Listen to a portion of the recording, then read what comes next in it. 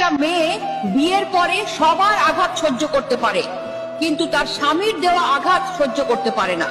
কারণ একটা মেয়ে বিয়ের পরে তার স্বামীর সাথে হাজারটা ইচ্ছে পূরণ করার স্বপ্ন দেখে। তার ধারণা সবাই তাকে কষ্ট দিলেও তার স্বামী তাকে কষ্ট দিবে না। স্বামী স্ত্রী শুধুমাত্র রাতে একসাথে ঘুমালে স্বামী হয়ে যায় না। স্বামী হতে হলে স্ত্রীর মন বুঝতে হয়, তার খেয়াল রাখতে হয়, স্ত্রীকে ভালো রাখার চেষ্টা করতে হয়। এমন অনেক পুরুষ আছে যাদের স্ত্রীর সাথে কোনো মনের মিল নেই, কোনো ভালোবাসার সম্পর্ক নেই, শুধুমাত্র সমাজের জন্য লোক দেখানো একসাথে থাকা। যার স্বামী এমন, শুধুমাত্র সেই মেয়েটাই বোঝে জীবন্ত লাশ হয়ে বেঁচে থাকাটা কতটা কষ্টের।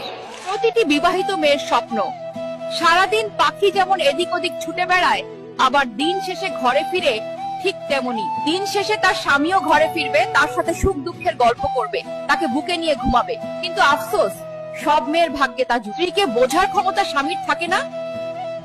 স্বামীরা শুধু নারীদের চিৎকার চেঁচামেচি, তাদের অপমান করাটাই দেখতে পায়। কিন্তু ঝগড়ার পরে স্ত্রীর চোখের জল, স্ত্রীর কান্না, স্ত্রীর মন খারাপ, স্ত্রীর রাত জেগে চিন্তা করাটা তাদের চোখ এড়িয়ে যায়।